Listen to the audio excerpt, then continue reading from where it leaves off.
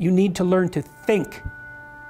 Because thinking makes you act effectively in the world. Thinking makes you win the battles you undertake. And those could be battles for good things. If you can think and speak and write, you are absolutely deadly.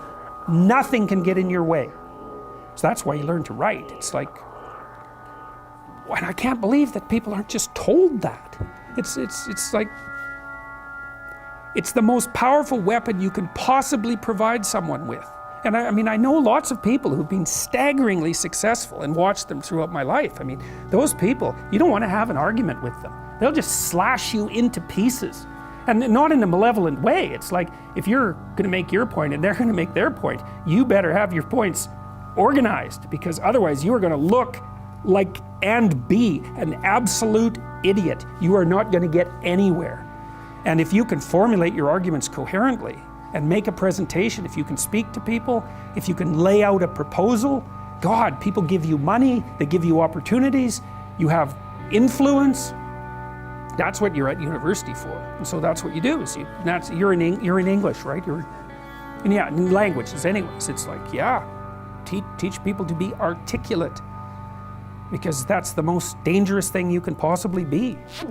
Critical thinking is a term that gets thrown around a lot. You've probably heard it used often throughout the years, whether it was in school, at work, or in everyday conversation. But when you stop to think about it, just what exactly is critical thinking? And how do you do it? Simply put, it's the act of deliberately analyzing information so that you can make better judgments and decisions. It involves using things like logic, reasoning, and creativity to draw conclusions and generally understand things better. This may sound like a pretty broad definition, and that's because critical thinking is a broad skill that can be applied to so many different situations. You can use it to prepare for a job interview, manage your time better, make decisions about purchasing things, and so much more. Now, as humans, we are constantly thinking. It's something we can't turn off. But not all of it is critical thinking. No one thinks critically 100% of the time. That would be pretty exhausting. Instead, it's an intentional process, something that we consciously use when we're presented with difficult problems or important decisions. In order to become a better critical thinker, it's important to ask questions when you're presented with a problem or a decision before jumping to any conclusions. You can start with simple ones like, what do I currently know? And how do I know this? These can help to give you a better idea of what you're working with, and in some cases, simplify more complex issues. Let's take a look at how we can use critical thinking to evaluate online information. Say a friend of yours posts a news article on social media and you're drawn to its headline. If you were to use your everyday automatic thinking, you might accept it as fact and move on. But if you were thinking critically, you would first analyze the available information and ask some questions. What's the source of this article? Is the headline potentially misleading? What are my friend's general beliefs, and do they inform why they might have shared this? After analyzing all of this information, you can draw a conclusion about whether you think the article is trustworthy. Critical thinking has a wide range of applications in the real world. It can help you to make better decisions, become more hireable, and generally help you to better understand the world around you. Vegetables are bad for you. After all, the dinosaurs ate plants, and we all know what happened to them.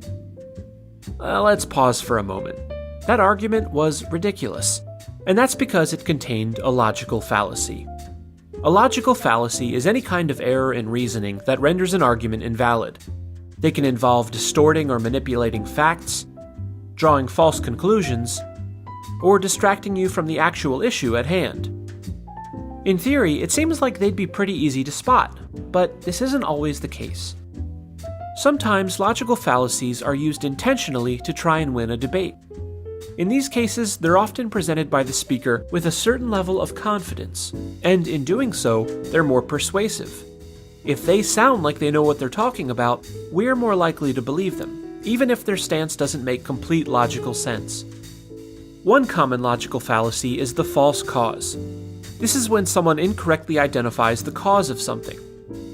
In my argument, I stated that the dinosaurs became extinct because they ate vegetables. Now, while these two separate things did happen, a diet of vegetables was not the cause of their extinction. Maybe you've heard false cause more commonly represented by the phrase, correlation does not equal causation, meaning that just because two things occurred around the same time, it doesn't mean that one caused the other. A straw man is when someone takes an argument and misrepresents it so that it's easier to attack. For example, let's say Callie is advocating that sporks should be the new standard for silverware since they're more efficient.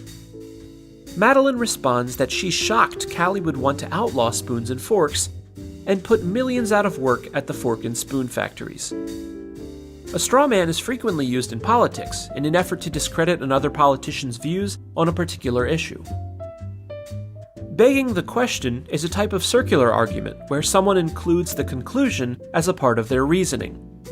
George says, "Ghosts exist because I saw a ghost in my closet." His conclusion is ghosts exist. His premise also assumes that ghosts exist. Rather than assuming that ghosts exist from the get-go, George should be using evidence and reasoning to prove that they exist.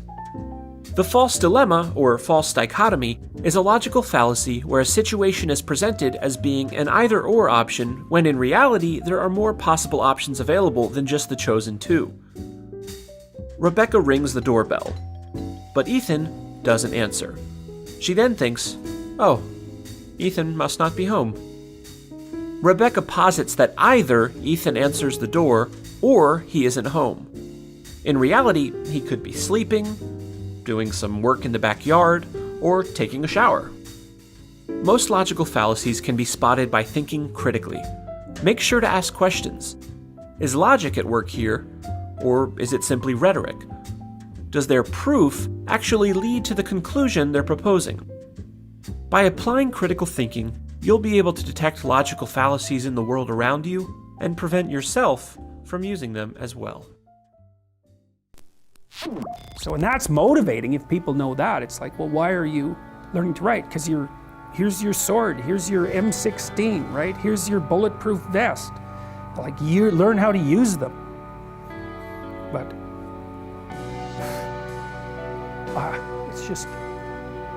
it's an endless mystery to me why that isn't made self-evident. So that's the sort of thing that can drive you mad trying to sort out. It's like there's a conspiracy to bring people into the education system to make them weaker. So I guess that keeps the competition down. Maybe that's one way of thinking about it. If your students are stupid, they're not going to challenge you. My son, if you receive my words and treasure up my commandments with you, making your ear attentive to wisdom and inclining your heart to understanding. Yes, if you call out for insight and raise your voice for understanding, if you seek it like silver and search for it as for hidden treasures, then you will understand the fear of the Lord and find the knowledge of God. For the Lord gives wisdom, from his mouth come knowledge and understanding. He stores up sound wisdom for the upright. He is a shield to those who walk in integrity, guarding the paths of justice and watching over the way of his saints. Then you will understand righteousness and justice and equity, every good path. For wisdom will come into your heart, and knowledge will be pleasant to your soul. Discretion will watch over you, understanding will guard you, delivering you from the way of evil, from men of perverted speech, who forsake the paths of uprightness to walk in the ways of darkness, who rejoice in doing evil and delight in the perverseness of evil, men whose paths are crooked and who are devious in their ways. So you will be delivered from the forbidden woman, from the adulteress with her smooth words, who forsakes the companion of her youth and forgets the covenant of her God. For her house sinks down to death, and her paths to the departed. None who go to her come back, nor do they regain the paths of life. So you will walk in the way of the good and keep to the paths of the righteous.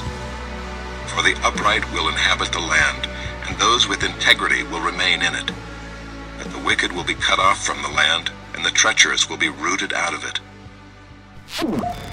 So, on the stage of demoralization, obviously there are tendencies in each society, in each country, which are going to opposite direction from the basic moral values and principles. To take advantage of these movements, to capitalize on them, is the main purpose of the originator of subversion.